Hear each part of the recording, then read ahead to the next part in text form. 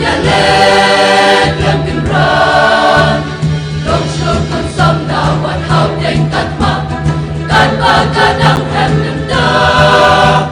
đông sương con sông nào quạt Hapdeng Thma can ba ca đăng hẹp đừng ta đông sương con sông nào quạt Hapdeng Thma can ba ca đăng hẹp đừng ta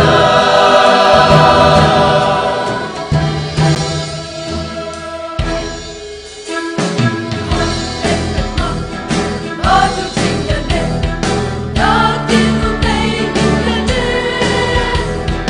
để không bỏ lỡ những video hấp dẫn